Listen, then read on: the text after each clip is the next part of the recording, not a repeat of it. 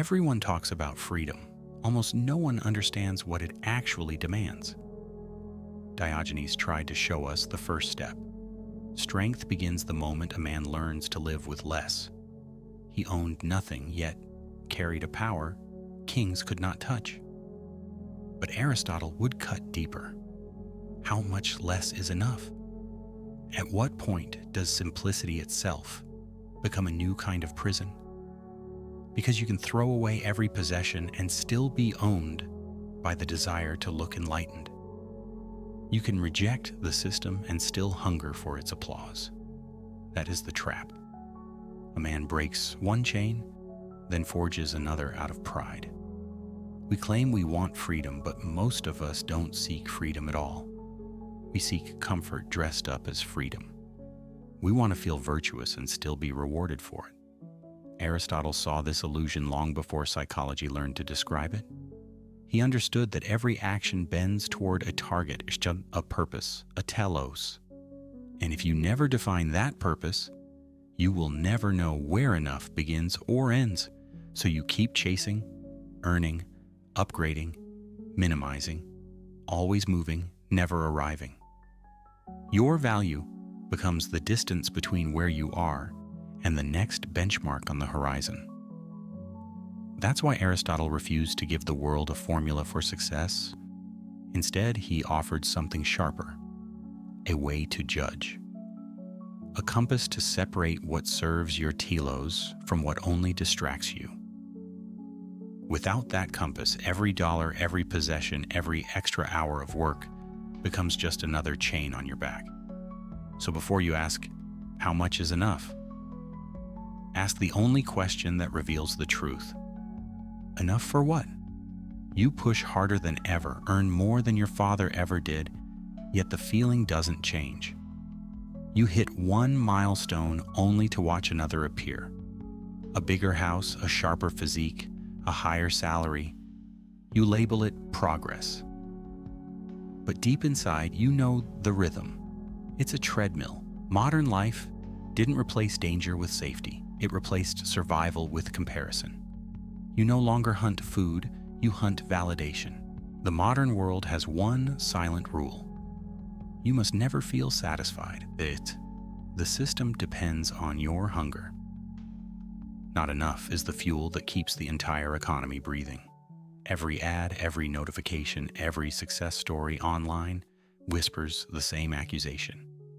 You're falling behind. Psychologists call it hedonic adaptation, the curse of getting used to the very comfort you once prayed for. The high from achievement fades quicker each time, until your dream life becomes so normal it feels dull.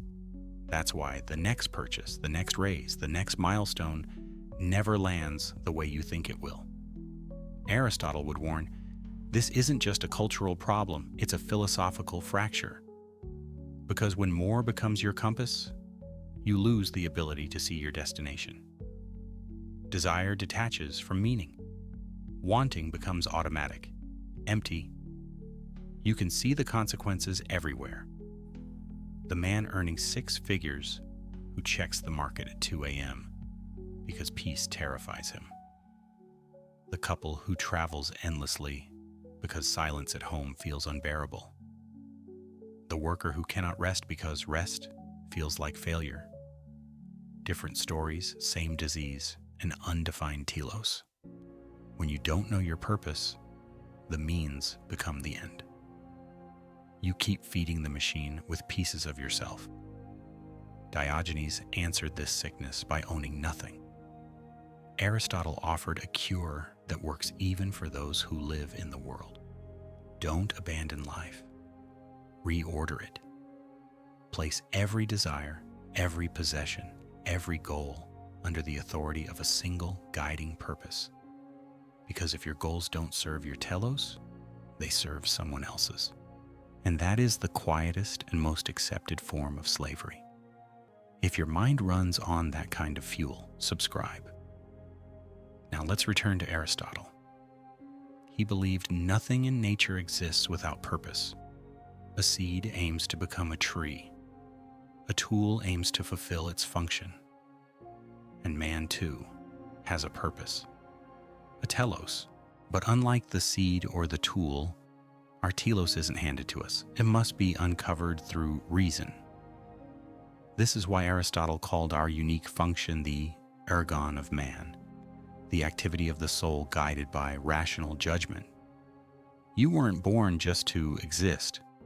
You were born to live with intention, to act with clarity and direction. And only now does the question, how much is enough, reveal its true meaning, because enough isn't a number. Enough isn't a number, is a threshold. It's the moment when your material life stops suffocating your purpose and starts supporting it. When Aristotle wrote the Nicomachean Ethics, he wasn't drafting a moral rule book. He was mapping out a blueprint for human flourishings, what he called eudaimonia. Not pleasure, not comfort, but the state of living well, of performing your function with excellence. He wrote, "Happiness is the activity of the soul in accordance with virtue. Not in accordance with wealth, not pleasure, not comfort. Virtue meaning the mastery of your purpose." Most people get happiness completely wrong. They chase the emotion instead of the function. They assume that if they feel good now, meaning will eventually appear later. Aristotle turned that illusion upside down. He taught that true contentment arrives only when your life aligns with its purpose, when all the parts of your existence finally serve the same direction. So ask yourself, seriously, what is the function of your money, your work, your time? If they are tools, what are they building? If you cannot answer that, then you are not the owner of your life. You are the owned. Aristotle organized human goods into 3 categories: internal goods, virtue, wisdom, character; bodily goods, health, vitality, physical capability; external goods, wealth, friends, reputation. Each category matters, but only the first one determines the quality of your life. The others exist to support it, nothing more. Aristotle warned that when external goods rise to the top, they poison the internal ones. Wealth without virtue becomes greed. Health without purpose becomes vanity. Friendship without truth becomes flattery.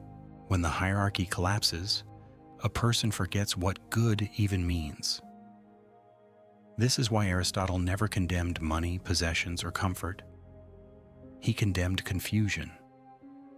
He believed external goods are necessary, but only to the extent that they serve your telos. The danger begins the moment they start shaping it. When you ask, how much money do I need? Aristotle wouldn't give you a sum. He'd give you a standard. Enough to act virtuously, enough to live without fear, enough to keep your integrity unsoiled, enough to stay focused on your purpose. He never glorified poverty. He glorified proportion, the right relationship between what you possess and what you were born to accomplish. If you hold more than your purpose can use, it drags you down.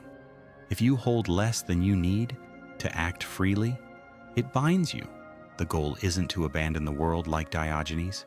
It's to design a life where every external part supports your inner function. So write it out. Plainly, in one sentence, I want enough so that I can fill in the blank. That's the first glimpse of your telos. Diogenes shattered the system by destroying his needs. Aristotle rose above it by understanding them. One rejected the world to prove his strength. The other mastered the world to preserve his freedom. If you can combine both, clarity of purpose and simplicity of means, you will finally understand what enough feels like. Aristotle distrusted extremes. He believed every virtue exists between 2 mistakes. Courage lies between fear and recklessness. Generosity stands between greed and waste. Discipline balances indulgence with rigidity. For him, moral excellence wasn't about picking a side. It was about standing in the center where reason commands desire. He called it the Doctrine of the mean. Mesotes. Virtue isn't a moment, it's a practiced balance. Give too little and you're stingy. Give too much and you're foolish. Give rightly, at the right time, in the right measure, and you are virtuous.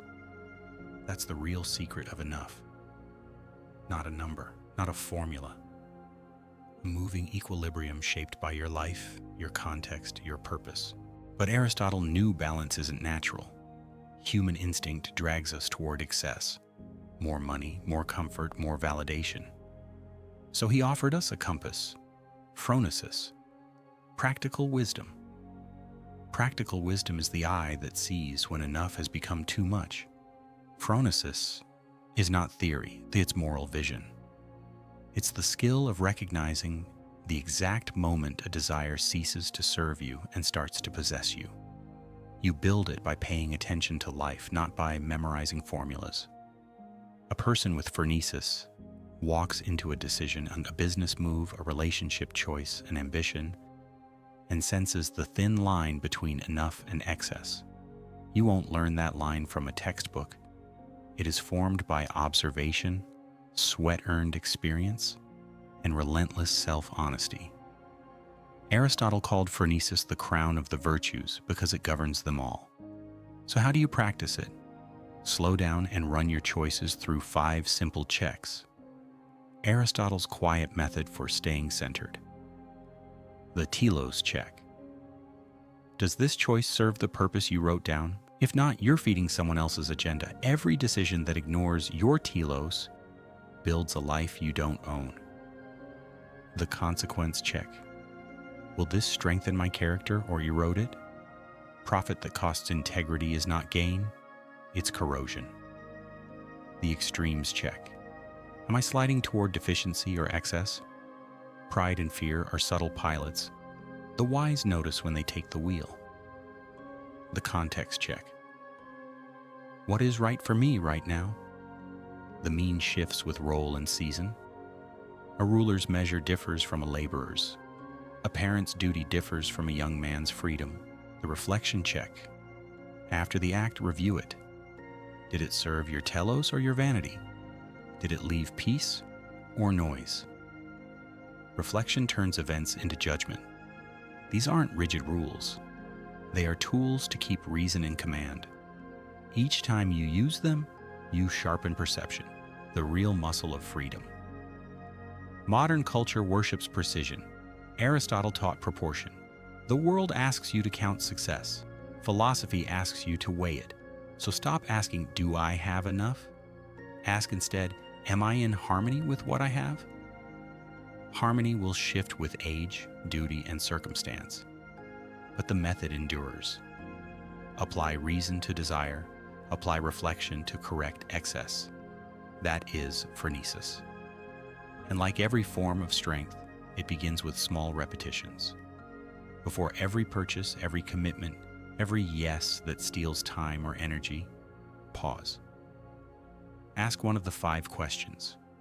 Give yourself 24 hours. Write down what you felt, not what you thought you should feel. The goal isn't to reject pleasure. It's to master it. And soon something quiet but unmistakable begins to happen. The longer you practice, the more sharply you sense your own boundary of enough. Noise fades. The craving for more loosens its grip. What rises in its place is clarity. This is the discipline modern men have forgotten. We glorify intensity, the relentless, the extreme, the unstoppable. Aristotle glorified restraint. The man who could halt at the perfect moment, not out of weakness, but out of understanding. The coward refuses to act. The reckless acts without thinking. The courageous acts with judgment. Virtue, he said, is knowing where that middle line lies and having the strength to stay on it. The same law governs everything. Money, ambition, love, power. Too little and you starve your potential. Too much and you drown in excess. The mean keeps you awake, disciplined, and free. And that is the deeper truth behind enough. It's not poverty, It's mastery. It is the moment when you own things without those things owning you. A student once asked Aristotle, "How will I know when I've reached the mean?" He answered, "When you can stop without regret, without pride, and without fear." That is the art of stopping. That is phronesis, the wisdom that separates the man who truly lives from the man who merely endures. Aristotle was not a monk. He never urged anyone to abandon the world, only to govern it. He understood that freedom isn't the absence of possessions.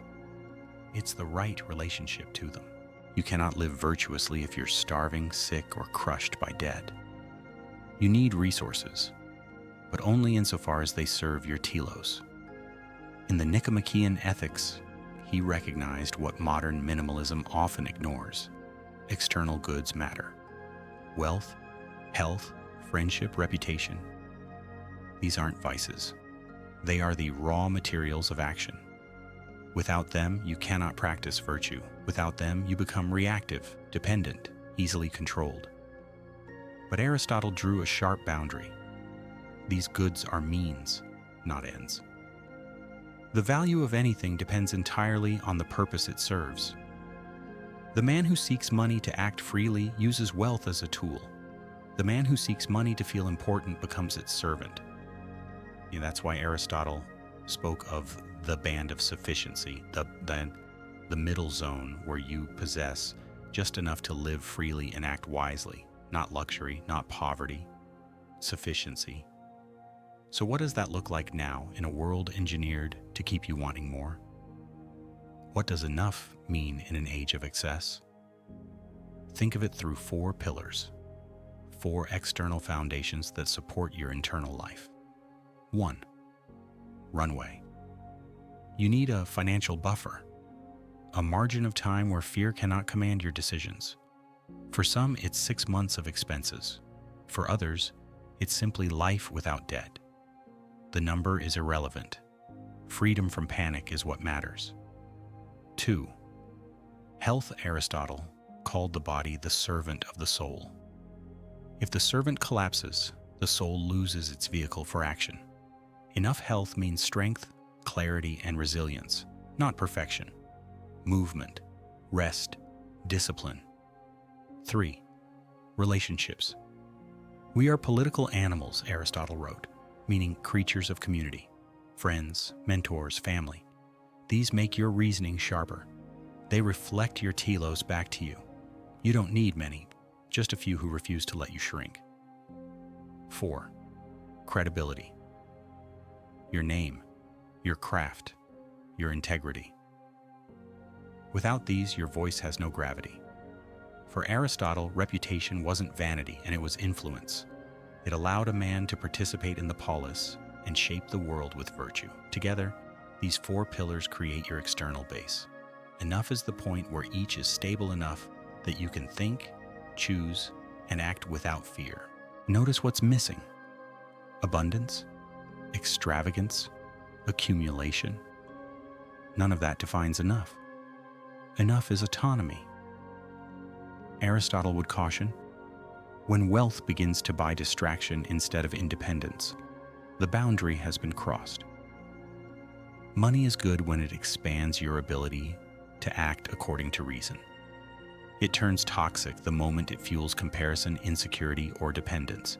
Imagine 2 men earning the same salary.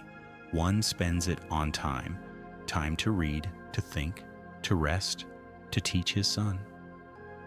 The other spends it chasing comfort, new car, new gadget, new validation, same income. 2 lives, one grows freer, the other grows emptier. That's Aristotle's point. The real question isn't how much you own, but whether what you own still serves your telos. Here's a simple test, an internal audit. Aristotle's silent checklist for external goods. Does this purchase serve my purpose or distract from it? Will it steal time from contemplation? Does it make me hunger for approval? Does it increase my independence or shrink it? If it disappeared tomorrow, would I lose part of myself? If any answer stings with yes, You've drifted past the mean because Aristotle didn't preach minimalism, he preached mastery. He wanted you to carry only what allows you to live with excellence, to act without fear, to think without pressure, to be unburdened enough to function at your highest level. Enough, in Aristotle's language, was never a tally. It was a condition of the soul, a state in which external goods reinforce internal virtue. When you reach that balance, you stop asking, "How much do I have?" and start asking, What is this for? That shift from quantity to purpose is the quiet revolution Aristotle wanted every man to undergo. Aristotle believed the final mark of a free man is not how much he owns, but how much time he can afford to waste wisely.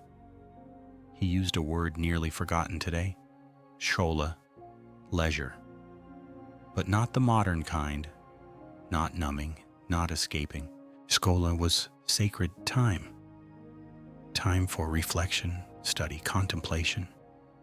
The highest activity of a human being because it allowed reason to operate without pressure and without any purpose except truth itself.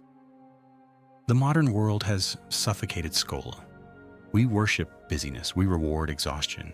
We applaud the man who never stops moving even as he crumbles. A man who rests feels guilty. A man who pauses feels behind. But Aristotle saw rest as the foundation of freedom.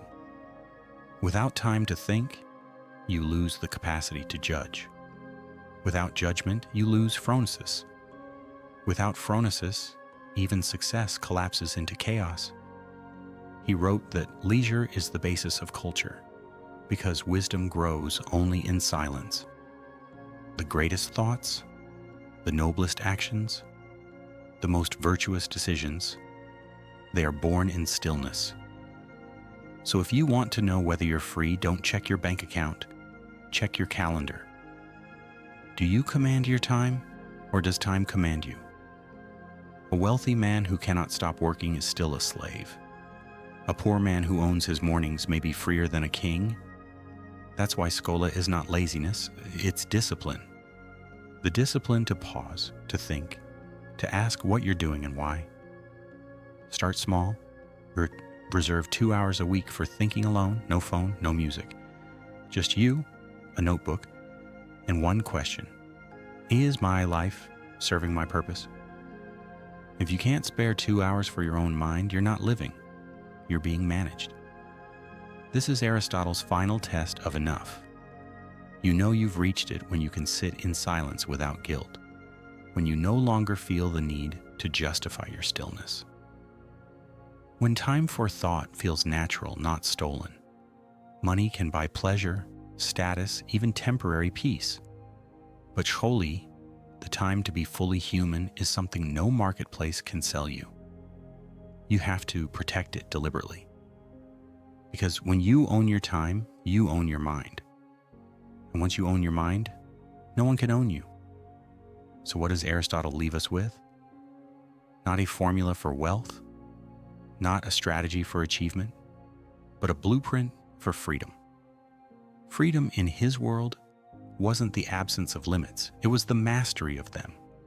It was knowing where to stop, knowing what serves your purpose, and what slowly erodes it. For Aristotle, the answer to how much is enough was never a number. It was a structure, a living equation made of 5 parts. 1. Telos. Know what your life is for. Not what culture told you to want, but what your own reason chooses. Lose this, and every success becomes noise. 2. Virtue walk the middle path, the mean. Where courage replaces fear and reason overrides impulse. Virtue isn't sainthood, it's self-command in motion. 3. Phronesis, practice judgment, pause, evaluate, correct. Freedom isn't granted, it's earned through wise decisions. 4. External goods, secure what is necessary for independence, enough health, enough wealth, enough community to act without fear. No more, no less. 5. Siscola, guard your time. Reflection is the soil where every virtue grows. This is Aristotle's formula for enough. When each part supports the next, you enter the state he called eudaimonia, the flourishing of the soul. But knowing the formula isn't freedom. Living it is. So here's a simple test, a personal checklist Aristotle himself might have carried into every decision. Does this choice serve my telos? Does it strengthen or weaken my character? Does it expand or reduce my independence? Will it grant me more time for reflection or steal it? If I lost it tomorrow, would I lose myself? Answer honestly, and you'll know exactly where your enough lives. And if you want to start living it, follow this 7-day discipline. Day 1. Write your telos in one clear, unapologetic sentence. Day 2. List the external goods you truly need to live that telos. Day 3. Spend 24 hours without buying or seeking anything new. Day 4. Block 2 hours of shole, uninterrupted time to think. Day 5. Apply the Phronesis checklist to one major decision. Day 6. Speak with someone who lives by reason, not impulse. Day 7. Reflect. What, in these days, genuinely felt like enough? In the end, enough is not a destination. It's a discipline. A daily act of aligning who you are with what you hold. Aristotle wrote, "Happiness is the activity of the soul in accordance with virtue, not pleasure, but power. The power to act freely within the limits of your own wisdom." Enough is not about having less. It's about being whole, undivided, intact.